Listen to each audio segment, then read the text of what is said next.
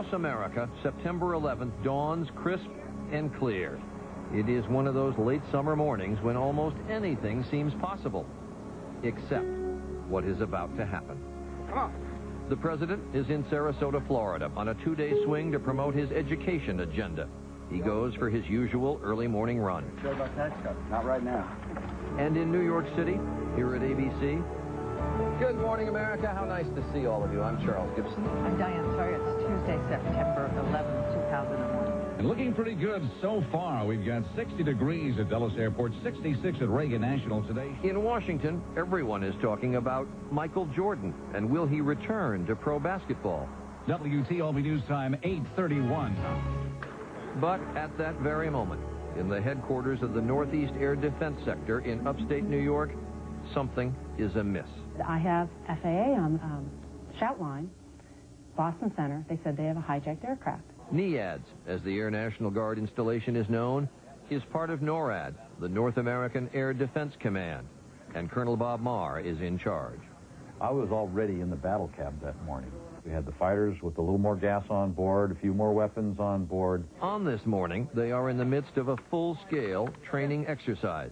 Normally, there would be only a handful of military fighters on duty across the U.S. We had 14 aircraft on alert, 7 sites, 2 aircraft at each site. At a command center at Tyndall Air Force Base, Florida, Major General Larry Arnold hears about a bogey, an unidentified aircraft. The first thing that went through my mind was, is this part of the exercise? Is this some kind of a screw-up? Back in upstate New York, Master Sergeant Maureen Dooley is supervising radar operations. We have a real hijack going on, so then, you know, boom. We're all in the urgency. Lieutenant Colonel Dawn Deskins is the mission crew chief for the exercise. And I picked up the line and identified myself to the Boston Center controller, and he said, we have a hijacked aircraft, and I need you to get some sort of fighters out here to help us out. So what I did was call General Arnold and said, boss, I need to scramble Otis. And I said, go ahead and scramble them, and we'll get the authorities later. At Otis Air National Guard Base in Massachusetts, 2 F-15 fighters are at their battle stations. Engines quiet, cockpits empty. Right about that same time that I was making that call, American Airlines Flight 11 Heavy was crossing the border from Massachusetts into New York, and he turned off his transponder. Top guns, with the code names Duff and Nasty, wait for orders. The radio crackles. He said, it's Otis Tower, something about a hijacking.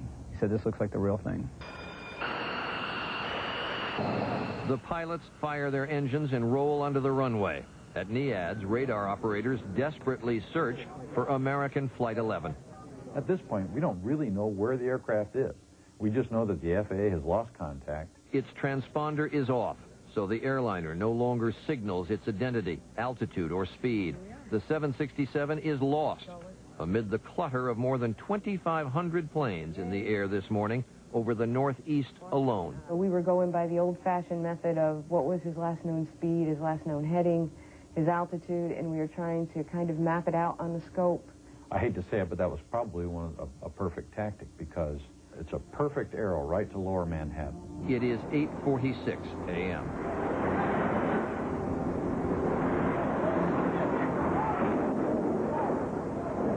This is an ABC News special report.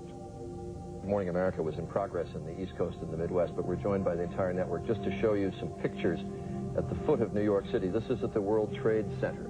Pretty dramatic picture we're looking at right now. Fire in one of the World Trade Center towers in New York City. As I look at it now, there's a diagonal angle across the building at about a 45-degree angle, and it looks like just a definite gash. The upper right-hand side looks like it's the corner of a wing that just went straight into the building. There's quite a lot of damage. If it was an airplane, it had to be huge. Breaking news now on 1010 Wins. This just into our newsroom. A plane has crashed into the World Trade Center. At that exact moment, the president's motorcade arrives at an elementary school in Sarasota, Florida, for a long-planned event. Simultaneously, the pagers of his aides erupt in a cacophony of beeps and tones. He goes into the school. Carl Rove and I and some others were standing there and informed him of this, in which he, being a former pilot, had kind of the same reaction, going, was bad weather? And we said, no, apparently not. The president was surprised. He thought it had to be an accident. The president ducks into an empty classroom and calls National Security Advisor Condoleezza Rice back in Washington. He said, it sounds like a terrible accident. Keep me informed. In the command center in New York, a TV set shows the World Trade Center on fire. And the immediate assumption is that that guy that we couldn't find probably hit the World Trade Center. But the FAA still lists American Flight 11 as unaccounted for. They told us that they showed the American Airlines Flight 11 was still airborne. So now we're looking at this, well, if an aircraft hit the World Trade Center, who was that? Whoever it is, Colonel Deskins knows she needs to call NORAD operations in Florida to inform the public affairs officer, Don Arias. And his reaction to me at that point was, my God, my brother works in the World Trade Center. And I said, well, you have to go call your brother. Arias hears the shock in his brother's voice. So, not the typical phone voice I expected, you know, and he was just like, hey, you know, he's heard a lot of background noise. He says, you know, there's a lot of stuff going on here now. The Air Force officer is a former New York City firefighter, so he knows what his brother is up against. He says, you're not going to believe what I'm looking at here. I said, what? He says, people are at the windows. He says, there's a guy falling out of the building next door. He says, there are people jumping. And I said, you know, I think I just got a call from the Northeast Air Defense Sector. There's a hijacked plane. I think that's the plane. At that same moment, 3 blocks from the White House at the St. Regis Hotel, 2 old friends meet for breakfast at a window table. George Tenet is the director of Central Intelligence. His companion this morning is David Boren, the former chairman of the Senate Intelligence Committee. And out of the corner of my eye, I could see several people converging on our table. And I remember one of them said to George Tenet, Mr. Director, the World Trade Tower has just been attacked by an airplane. And I was struck by the fact he used the word attacked. An aide hands the CIA director a cell phone. And after he handed the cell phone back to his security person, he said to me, you know, this has bin Laden's fingerprints all over it. At their airbase in Massachusetts, Duff and Nasty rocket into the air at 8:52 a.m., just 6 minutes after the first tower is hit. As we're climbing out, we go supersonic on the way, which is kind of non-standard for us. And Nasty even called me in the aux radio and said, hey, Duff, you're super. I said, yeah, I know. You know, don't worry about it. I was kind of wondering why he was going so fast. We really didn't have verbal authorization to go supersonic. The fighters are hurtling toward New York at Mach 1.2, nearly 900 miles per hour. They are 153 miles from the World Trade Center. I just wanted to get there quickly. We were going as fast as we could. I call for bogey dope, and they say, your contact's over Kennedy. So, okay, I know where that is, so we start heading right down Long Island, basically. 10 more minutes pass.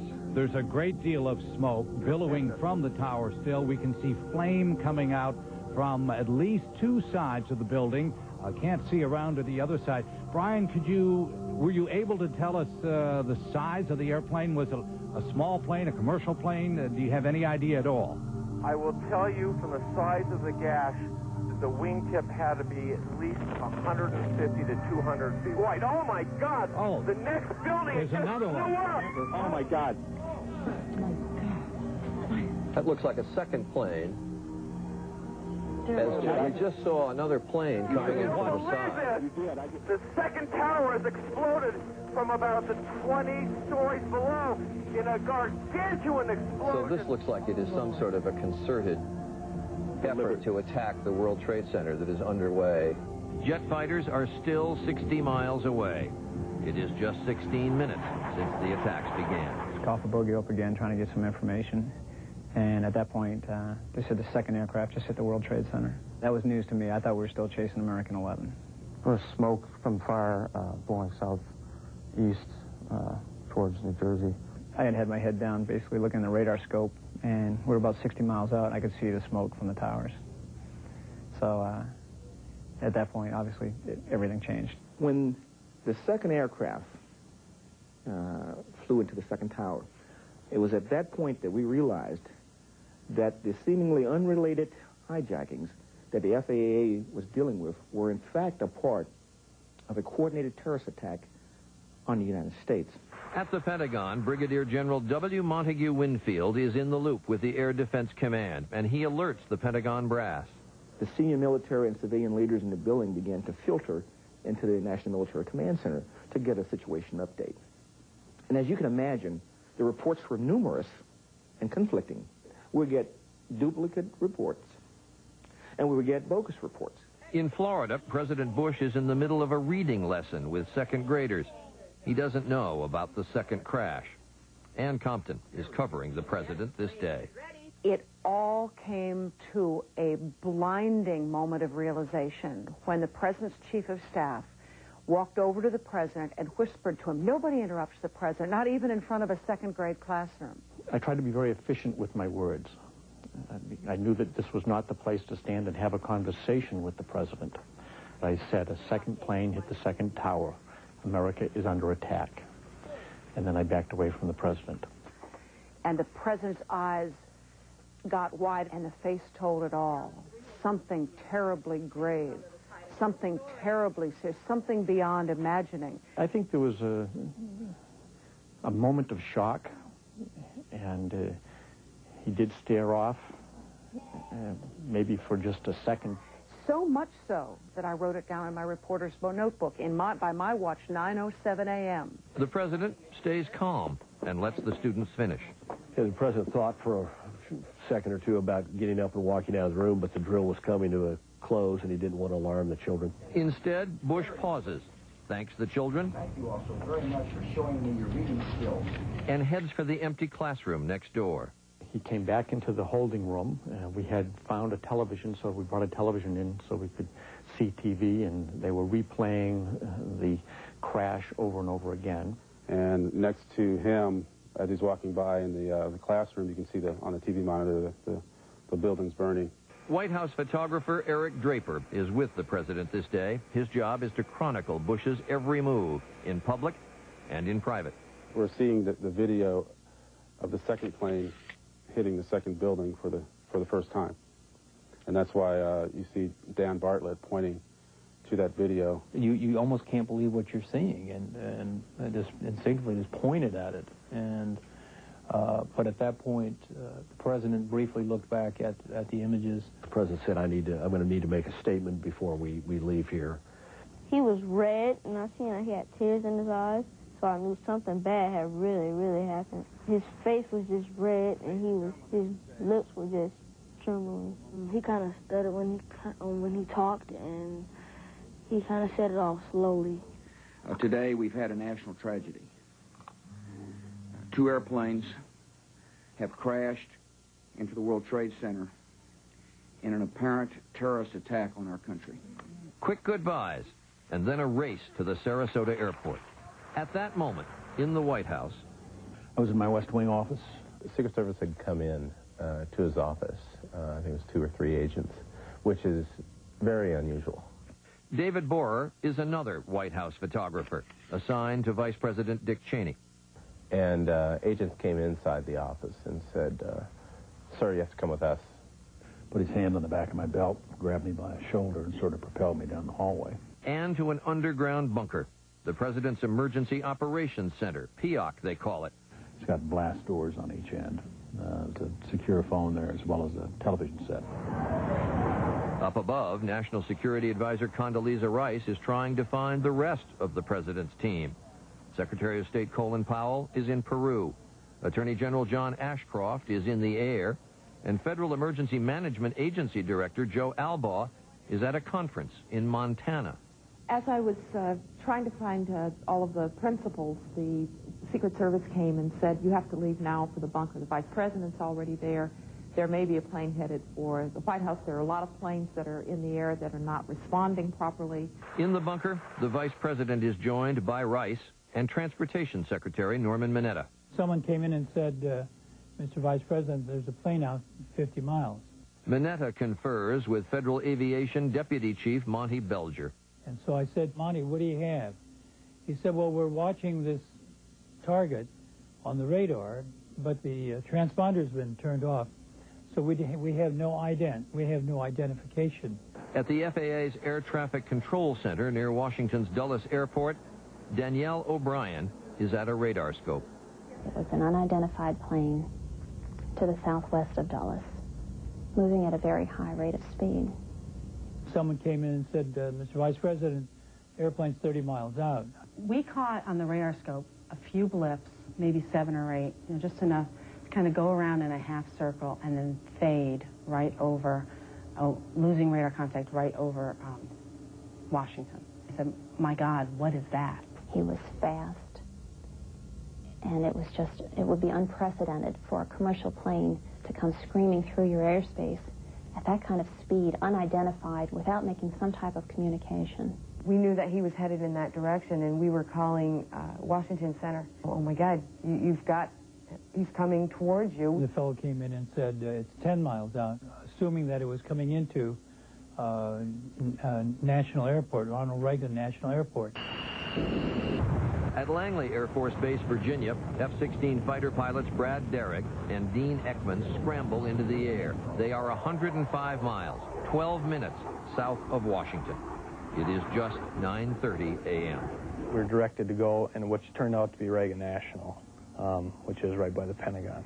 Our supervisor picked up our line to the White House and started relaying to them the information. We have an unidentified, very fast-moving aircraft inbound toward your vicinity, 8 miles west, 7 miles west, and it went 6, 5, 4. And he said, uh-oh, we just lost the bogey, meaning the target went off the screen.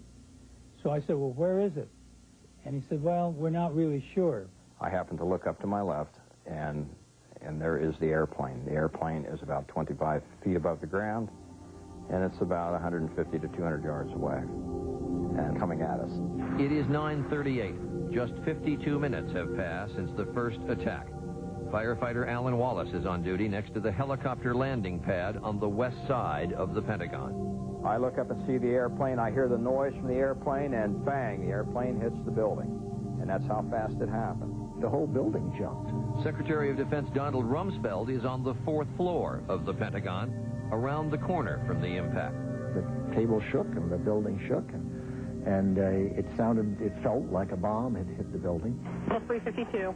I think we just had an airplane crash east of here. It must be in the district area. White House Claire Shipman is on the phone. Claire, what's that we're looking at? Well, that's what we're trying to figure out right now. Direct, and there is visible smoke coming from that area. High visible smoke. Any unit responding to check the area of the Pentagon, advise on channel 1. American Airlines plane headed east down over the pike, possibly for the Pentagon. A plane has crashed into the Pentagon.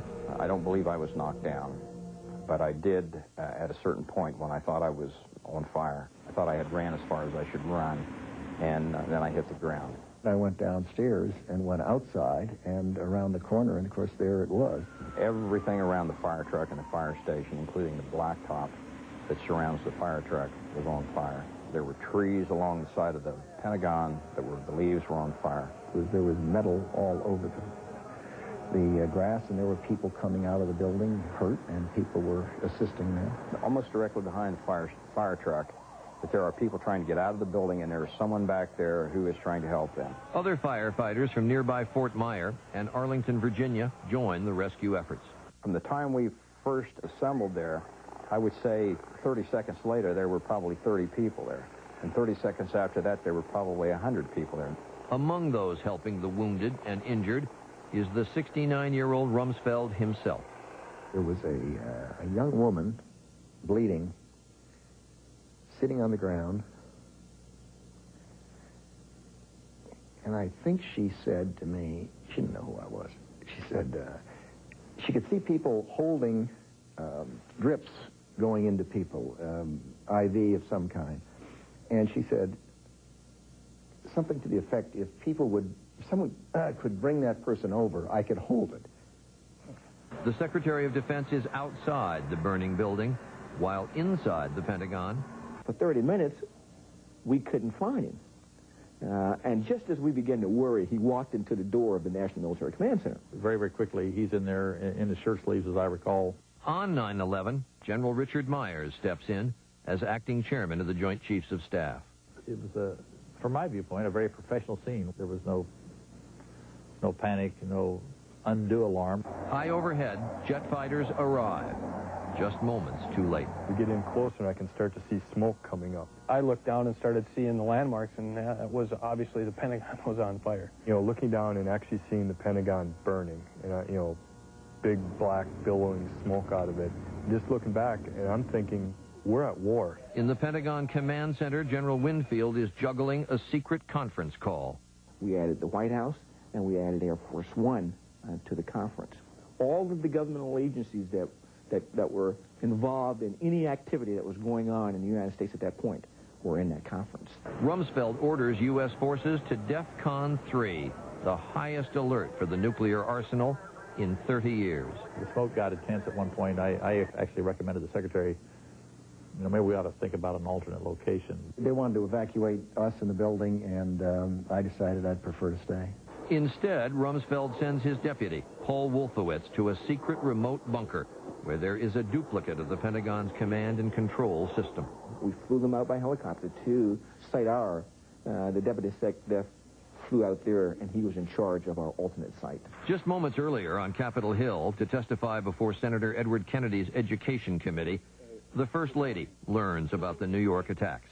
Our hearts and our prayers go out to the victims of this act of terrorism, and that our support goes to the rescue workers. We had walked down the corridor, and just as we were about to get in the elevators, the Secret Service said, is there someplace we can go right away? And we heard that the Pentagon had been struck. The Pentagon crash literally reverberates in congressional corridors. In under an hour, 3 hijacked planes have struck buildings in New York City and Washington. Police warn the leaders of Congress the Capitol building could be next. Well, they said, we think there's a plane heading for the Capitol. Some Capitol policemen broke into the room and said, we're under attack. I've got to take you out right away. As I looked up, hung up the phone and looked back down the window, out my window and down the mall, this huge cloud of rolling black-blue smoke was coming across. When I looked out that window of my office, and I could see the smoke billowing up from the Pentagon, and my immediate impression, you know, we're fixing to be hit too, and let's get out of here. People were just as fearful as I've seen. I saw looks in senators' faces, looks in staff faces that I've never seen before. Get off the sidewalk. Workers, tourists, senators scattered as word spreads of another hijacked plane. The plane is heading for the Capitol. The Senate chaplain offers a prayer. So, Lord, be with us. Moving everybody back. Moving everybody back. I'm thinking to myself, here I am, Speaker of the House, something I never dreamed would ever happen to me. And we're evacuating the Capitol. It just can't be happening to us. Speaker of the House Dennis Hastert is third in line of succession to the presidency. I was put in one of our secure automobiles, and the next thing I knew, I was hurtling through the back streets of Washington. The other leaders jam into a room 2 blocks from the Capitol. We were in a vulnerable position. We were all in one place, and I started asking, you know, who's in charge here? We were like everybody else. We were in complete chaos. I think it might be a good idea if we got out of this crowd situation. Hey, John Boyd. Some leaders rush to the west front of the Capitol, where military helicopters await. Then we flew over the Pentagon, and we saw the remnants of an airplane into the side of the Pentagon with this whole facade caved in with black smoke and thousands of people gathered around. It was a terrible sight. While in Florida, the president hurries aboard Air Force One. He was virtually shoved on board the plane. The rest of us being forced to move faster, faster, faster to get on board. The president sat down in his chair, motioned to the chair across from his desk for me to sit down, and before we could both of us sit down and put on our seatbelts, they were rolling the plane. And they stood that 747 on its tail and got it to about 45,000 feet, but as quick as I think you can get a big thing like that up in the air. It is 9:55 a.m. It seemed we were wheels up in nanoseconds. Ellen Eckert is a White House stenographer. The chatter in the press section of the plane where I was sitting was, where are we going, and we were looking out the windows trying to see if we could figure out geographically where we were going. That's what the president is trying to decide up front. I was focused on getting the president in a safe environment, which meant on the plane, and the plane should be in the air. And then it became a question as where should the plane go? He said, I'm coming back. And I said, you may not want to do that, Mr. President, because Washington's under attack. We don't know where the next attack is coming. Press Secretary Ari Fleischer is keeping notes. Turned to the head of the Secret Service detail and he said, I want to go back home ASAP. I don't want whoever is doing this to hold me outside of Washington.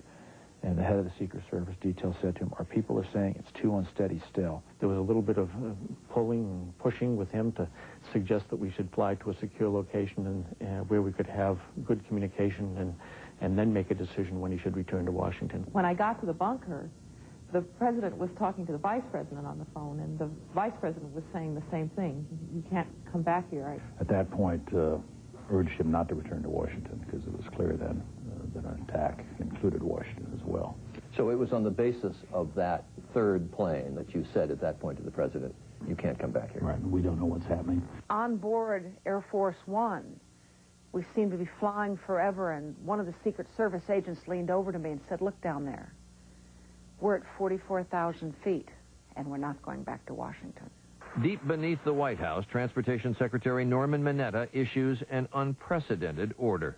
Their planes are coming into the eastern seaboard, turn them around and get them going west. If they're going west, have them land at their destination, but in any event, if they're not too far away, have them land.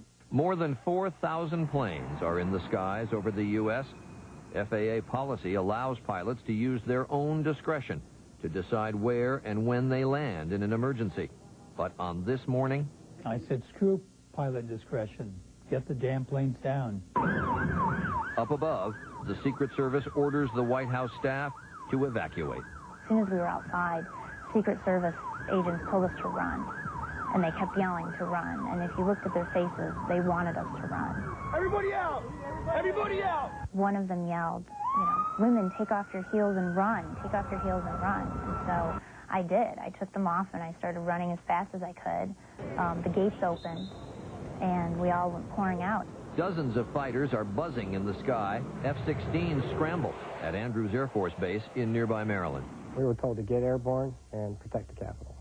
I believe there's over 20 fighters, plus tankers, AWACS, you know, the other support airplanes. Total military in the area, I'd say it was probably 30-plus airplanes. Well, it never in my wildest dreams occurred to me that one day I'd be orbiting over the Pentagon that had just been hit, looking for possible incoming aircraft. In the Pentagon Command Center, there's a report of another hijacked plane, United Airlines Flight 93. We received a report from the FAA that Flight 93 had turned off its transponder, had turned, and was now heading towards Washington, D.C. We rapidly developed some rules of engagement for what our military aircraft might do in the event another aircraft appeared to be heading into some large civilian structure or population. They said if we get another one of these, you're going to have to shoot it down. You heard the Speaker of the House of Representatives say there, it can't be happening to us so much now that we didn't know then. In the next half hour, you will see how this crisis led the nation's leaders to create rules of engagement for something never before done in American history, ordering the military to shoot down a civilian aircraft. When we come back, life and death decisions in the skies over Washington. This is the first time in my career that I ever actually wanted to go out and use my airplane to kill someone. ABC's coverage of 9/11 will continue in a moment. This one. ABC News, 9/11 continues. Once again, Peter Jennings.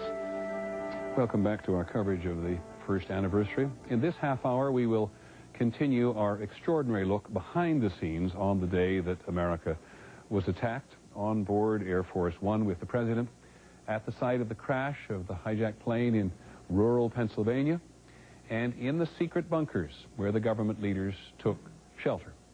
Here again is Charles Gibson.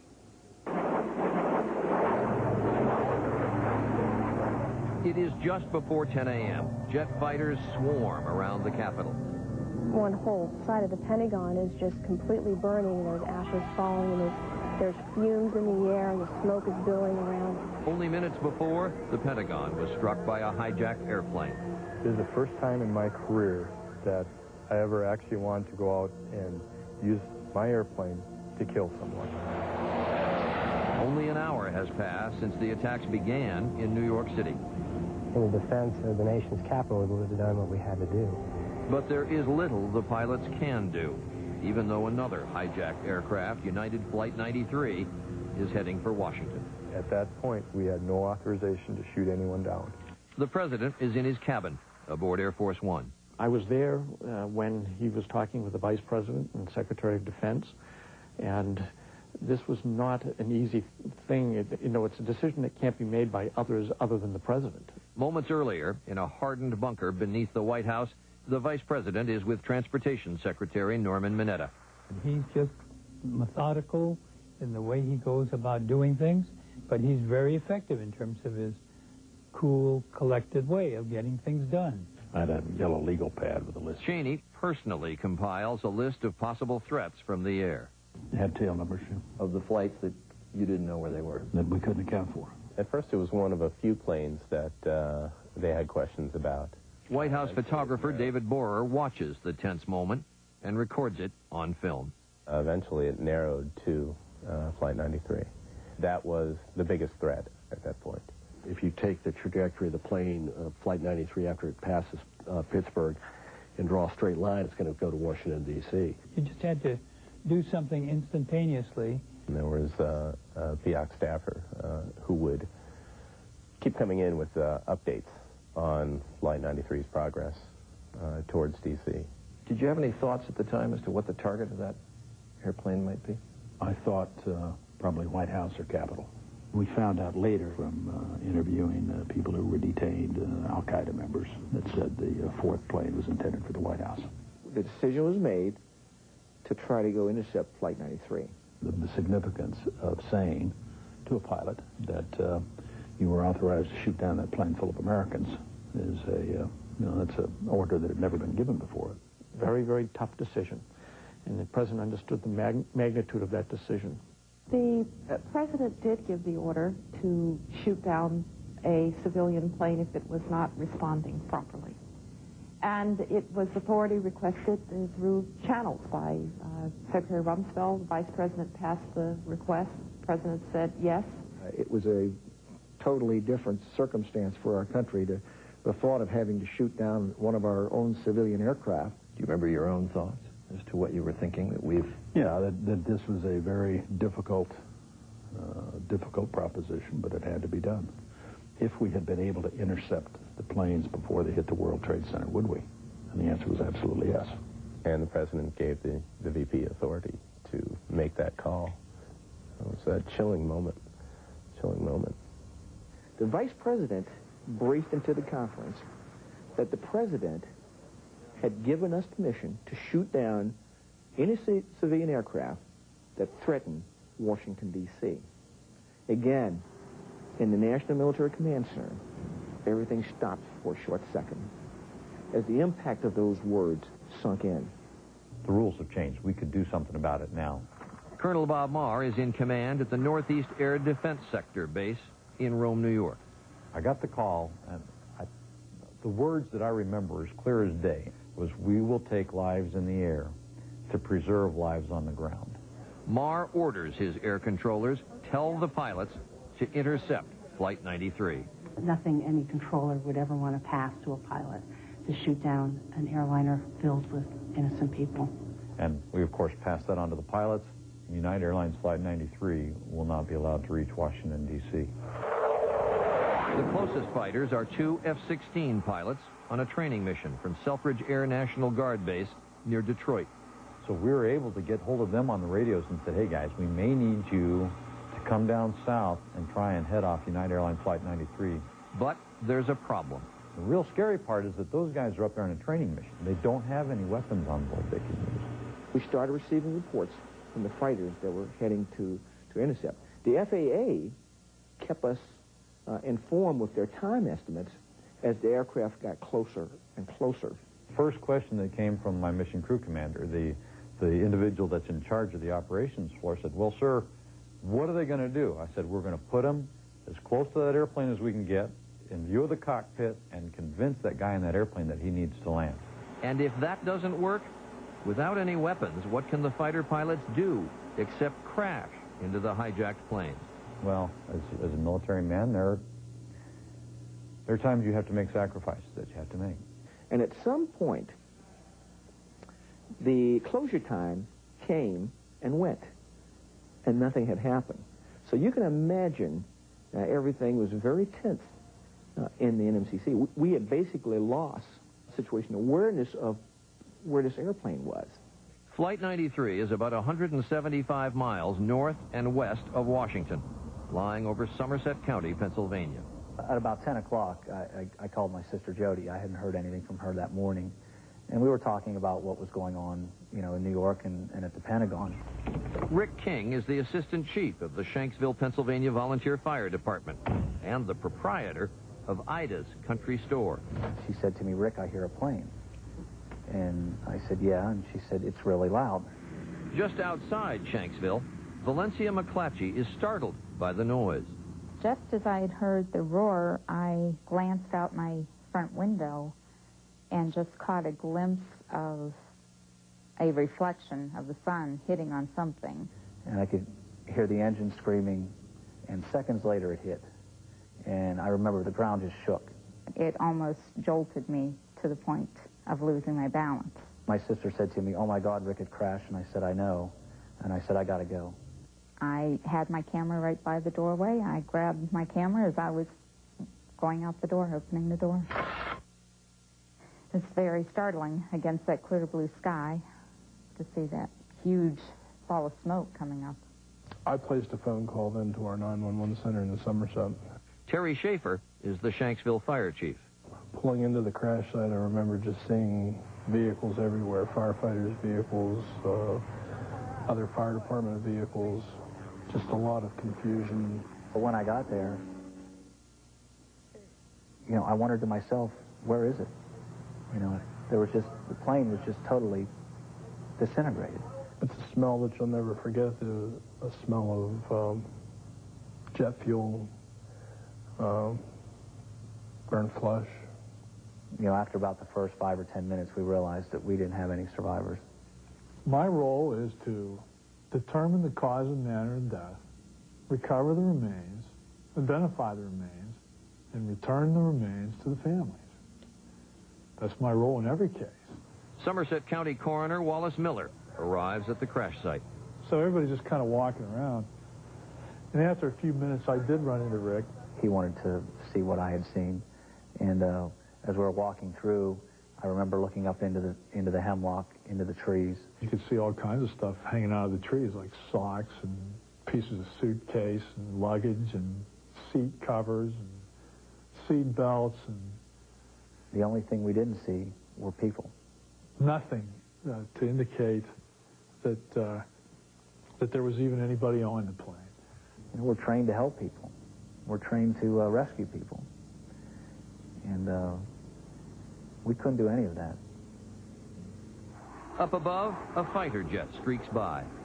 It was about, 10:03 that the fighters reported that Flight 93 had crashed. Eventually, of course, we never fired on any aircraft. When you heard the plane was down without a shot being fired at it, do you remember what you said? We just witnessed an act of heroism. In Washington, you can see the smoke. It's down on the mall. There is little information. We just had a few bombings here. Just rumors. We know there was a car bomb at the State Department. The day just didn't end at 93. We were responding to possible hijackings. We had a car bomb reported at the State Department. It ran on the crawler on the TV that a car bomb had exploded outside the State Department. Deputy Secretary of State Richard Armitage is a former Navy SEAL.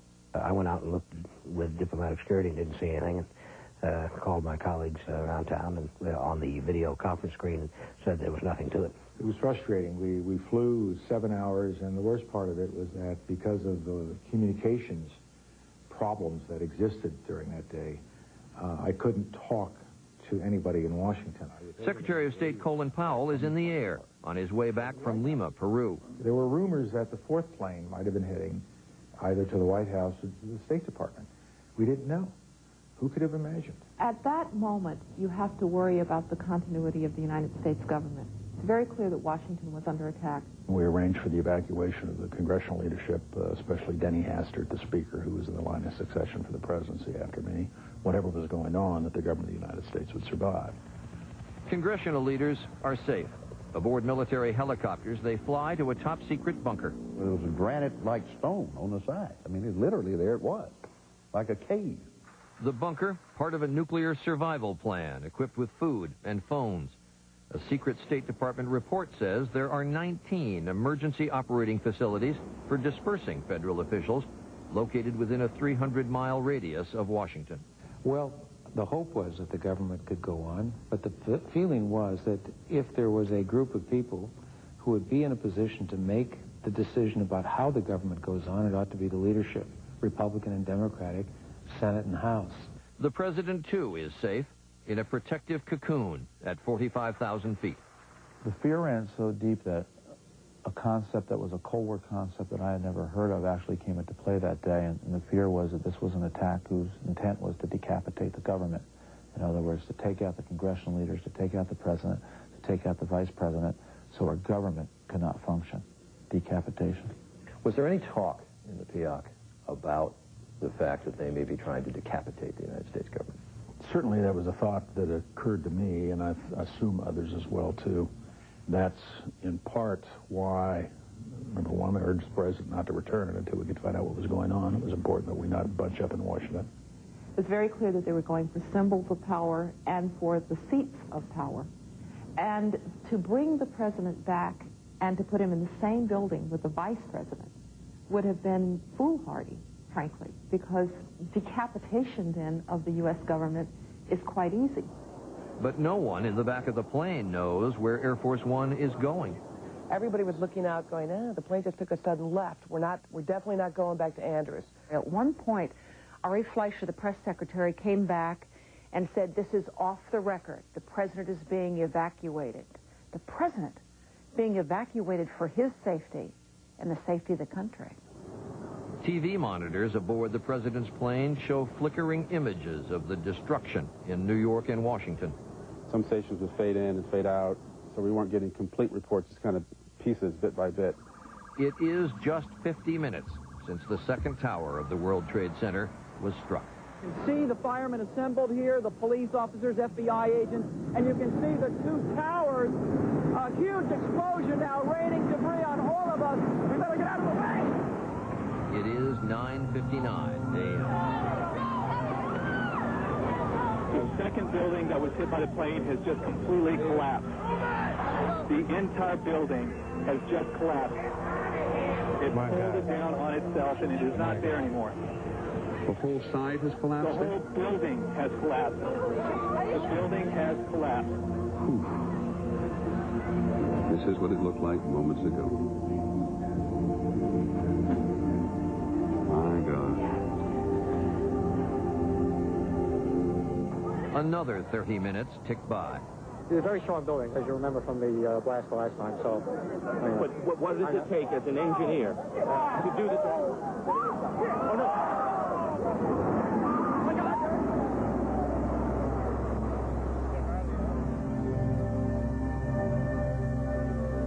The second and last tower has just collapsed. The second tower.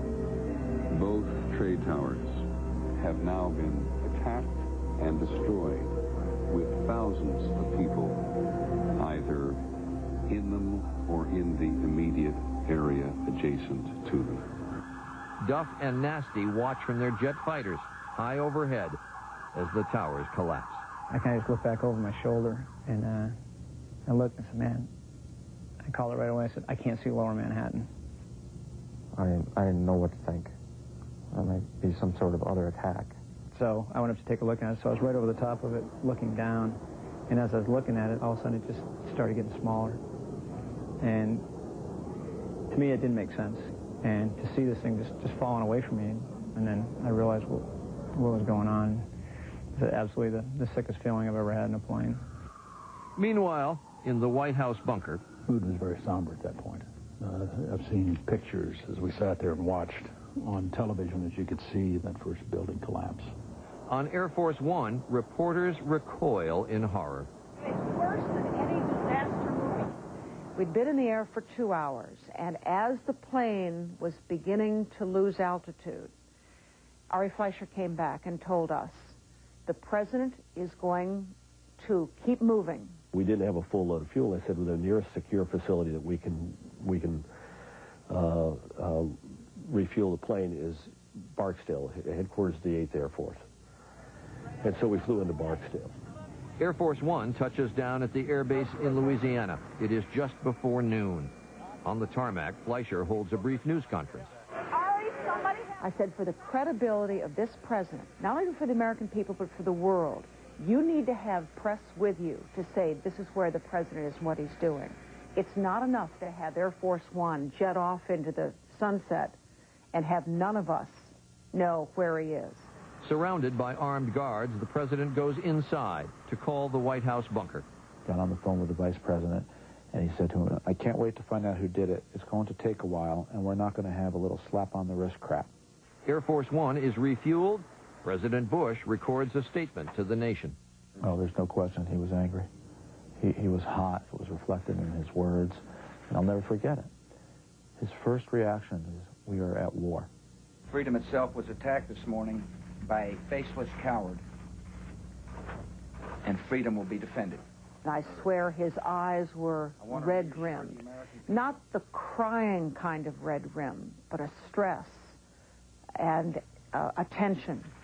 The United States will hunt down and punish those responsible for these cowardly acts. Air Force One lifts off again with a lighter load. Aboard are just a few key aides and Secret Service agents. The press pool has been trimmed from 13 to 5. And Ari Fleischer told us, I can't tell you where we're going. And you got the distinct feeling it's because he didn't know. Because they didn't know. I remember thinking it was like being on the Twilight Zone plane because there was nobody around anymore. The fear was palpable. Fear for the country, fear for the structure of the government, agents fearful of protecting the chain of command, the line of succession. Jet fighters appear just off the wing. This fighter jet was so close. It was so close I could see the pilot's face. And I had my face, you know, just pressed right up against the little portal window. And I can't tell you, I was instantly calm. In his cabin, the president wants to get back to the Capitol. And finally, he just basically said, I'm not going to let, whoever did this keep the President of the United States out of Washington, D.C. We're going. But first, another stop at Offutt Air Force Base outside Omaha, Nebraska. The president and his aides disappear into a tiny brick building and descend to a blast-proof bunker. It is now 3:30 in the afternoon. Well, you go downstairs, and you go downstairs, and you go downstairs, and you go downstairs. I mean, it's a long way down. And then you emerge and go through a series of hallways and special doors, blast doors, and so forth. And then you enter into a conference center, which is, several stories underground. I do remember going underground. White House photographer Eric Draper records the moment as the president convenes a meeting of his national security team on a video teleconference. Well, Secretary of Defense, the Director of Central Intelligence, the Vice President, myself, Dr. Rice, who was with the Vice President. And we sat down, and the president said, first of all, let me tell you that whoever did this to us, we're going to get them. George, you get ready. Don, you get ready. He was ice cool, and I thought very appropriately so. And I remember the president was saying, we're going to find out who did this, we're going to seek them out, and then we're going to destroy them. And then he said, and I'll be back tonight. I'm coming back tonight. And he said it in a way that it was pretty clear that there was no arguing with him this time. The Secret Service didn't want him to come back. And he asked me then what I thought, and I said, I think it's okay to come on back. Just before 5 p.m., Air Force One is readied for takeoff. A few moments later, in the air, the president walks to the rear of the plane. He just, leaned in and said, hey. And I said, hey, sir. How's it going? He says, I'm all right, how are you? And he pointed at our notebooks. Said no. Meaning, this is off the record, you can't report this. So I said, were you able to reach Mrs. Bush? And he came over and actually patted me on the back, and he said, "I just talked to her. Thanks for asking." There was an antsiness about him. He couldn't wait to get back to Washington. He couldn't wait to do something, say something. It is late afternoon. Congressional leaders stream back to Washington and gather on Capitol Hill. More than 200 members are waiting. Congress will convene tomorrow. As we started to leave the lectern and the area of the steps, somebody on the House side, someone began to sing God Bless America. God bless America, my home, sweet home. The president arrives at Andrews Air Force Base. At approximately 6:42, POTUS Board's Marine One looks very somber, but does salute. On the way to the White House, the helicopter flew a path this day over the mall, and off the left side window you could see the Pentagon. So it was the president's first eye-to-eye connection with the attack on our country. And he said aloud to nobody in particular, "The mightiest building in the world is on fire. That's the 21st century war you just witnessed." At the White House, government officials wait, with Vice President Cheney and Laura Bush. the First Lady was there when he arrived, and they embraced. When you first saw the president that day, when he arrived back, can you describe what he was like, what his mood was like? Well, for all of us, it was somber. It had been a very emotional day. Was he angry? Determined, I would say. I could tell he was angry. I could tell he was as emotional as any of us about the day. Darkness falls across the east. No trade centers. There is no trade centers. In New York, exhausted rescuers desperately search for survivors. Although Tower 2 was the second tower to be struck, it was the first to fall down. And that's where my brother was. Air Force Public Affairs Officer Don Arias last talked to his brother Adam moments before the second tower was struck. I knew that night that when he didn't come home from work, that he didn't make it. I just knew in my heart that he didn't make it. And in Washington, National Guard Humvees patrol the streets. And the city was just different. It was so quiet here. So quiet. There were the helicopters above, but it was still very quiet.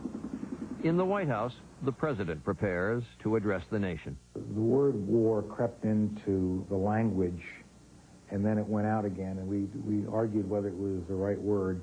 Well, he used the word during the course of the day that we were at war. My recollection is that he was concerned about that his speech that night needed in part to be reassuring to the American people. He made a number of edits and suggestions, and he finalized his words, and he addressed the American people from the Oval Office. The president's sitting at his desk on the other side, just moments away from addressing the nation.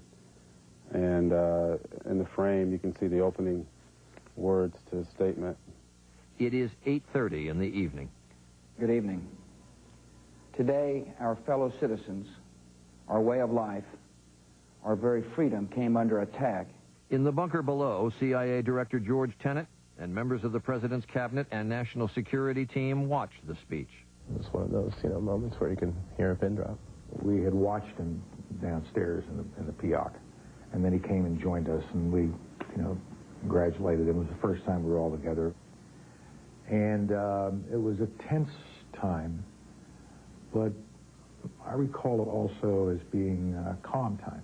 The president's normal routine, particularly in a large setting like that, is to start with the Secretary of State, Secretary of Defense, and go on through the members who were present to get the latest report. We really began to hand out assignments for the next day to begin to think about response. He made it clear that this was not to happen again. I think he used words like, "Don't ever let this happen again." There was a task ahead of us. There was a serious job ahead of us. And the president was ready for it. And we were there ready to help him. And that's where they started planning for what would become war. The order was get the troops ready. It was that simple. It was that direct. Get the troops ready. It is 9:30 p.m. Only 12 hours have passed since the attacks began.